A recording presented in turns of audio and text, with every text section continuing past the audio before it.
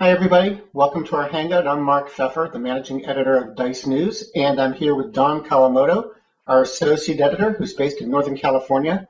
Hello, Don. Hi, Mark. How are you? Oh, pretty good. How are you doing? I'm doing okay. So we're Okay. just going to talk about some different things you've been working on, going on around Silicon Valley and the tech world.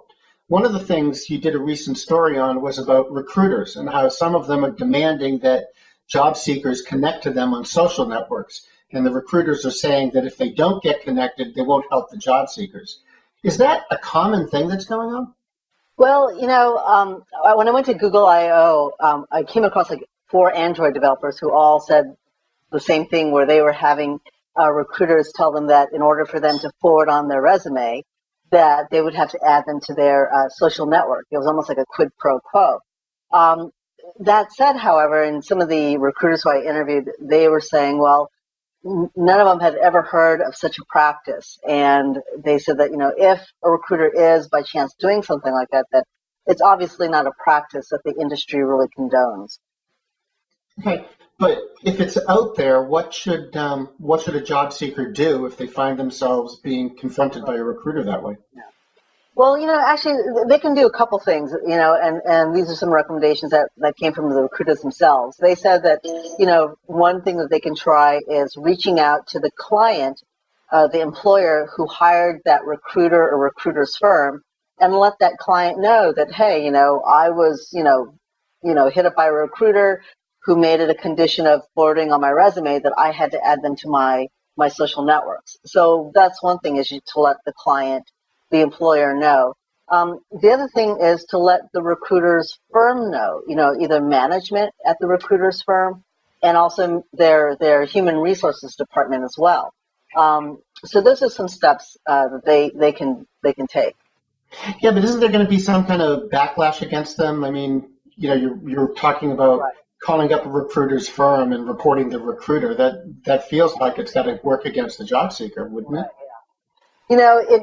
Yes, you should count more than likely on some backlash. That recruiter will likely never want to forward your name on going forward.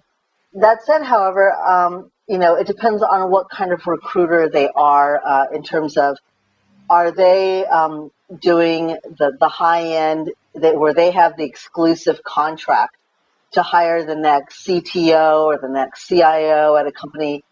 That's usually where you see recruiters will have kind of exclusive contracts with an employer, is to do these high-end kind of searches or these kind of specialty searches. Or if they are the kind of contract recruiter where they're only working for one company as a contractor, and that company only has that one recruiter as their single point of entry into the company, as that firm's recruiter. That said, however, if the recruiter is the kind where they have like multiple companies that they work for as an outside recruiter, chances are it's not going to be an issue for you, the job seeker, because what happens is, let's say, Cisco, IBM, or some other company, I have a job opening for an engineer. I may farm it out to a multiple number of these outside recruiting firms. And so, all for the same single job opening. So even if you kind of shut the door with this one recruiter, after having, complained to their employer about their behavior, there will be other recruiters who are going to be seeking you out for the same exact job opening at company X. And the other thing too is, you should be well aware that there are other ways to get into a company other than necessarily through the recruiter. You can find out, do I have any friends who work at this company I'm interested in, or know that they have a job opening? So there are other ways to avoid any potential backlash in that regard. Okay. Now, we keep hearing a lot about, recruiters are more and more interested in social media. Why is that? How are they using it? Well, they use it for a number of reasons. One is is if they are able to kind of connect with you through social media, if they have any job openings, then they could go ahead and it's an easy way to kind of blast out. These are some of the job openings, give update on changes to like the job postings. So it's a form of communication. The other thing is it allows them to see if you're an Android developer, you likely kind of hang with other Android developers too. So they would maybe want to reach out to some of your friends who are, other Android developers to see if they also would be interested in the similar jobs. And it's also, a way in which not only recruiters but also hiring managers use social media as a way to kind of evaluate prospective job candidates and think, how they are and behave, based on some of their social media. But can they really figure out what kind of employee somebody's going to be by looking at, say, their Facebook profile? It's interesting you should ask. I mean, there was recently a study by a university in Florida that found actually there seems to be no correlation between what you might post on your Facebook wall with the kind of job performance you may actually, deliver in the end. And so ironically, the researchers at this university, they looked at some college, like hundreds of college students, and they had recruiters look at their Facebook walls and kind of rank them about how employable would these people be.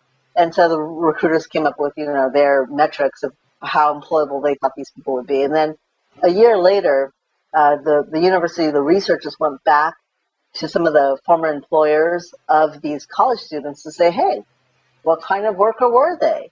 And what the researchers found was that there didn't seem to be a correlation with how a person may work with the kind of, Facebook photos or posts that they may have.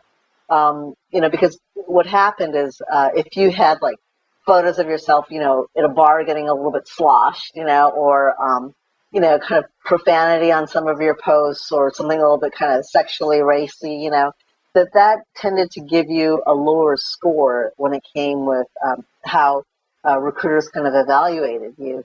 But, like I said, in the end, the researchers found that those kind of things in the end didn't really,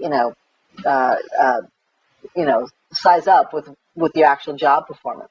So There's kind of a disconnect there then, isn't there? That on the one hand, recruiters are getting really insistent about connecting on social media, but on the other hand, the social media doesn't really indicate how someone's going to be doing with their job?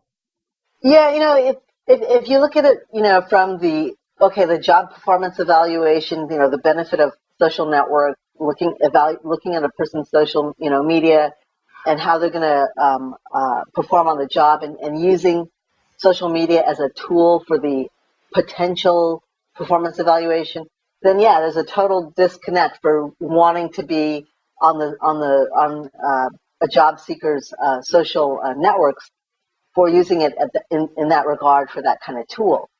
But as I said, there are other reasons why recruiters want to be on somebody's social networks. Is one, as a communication tool for about job openings, and also to kind of expand their pool of potential people that they could talk to about any of the job openings.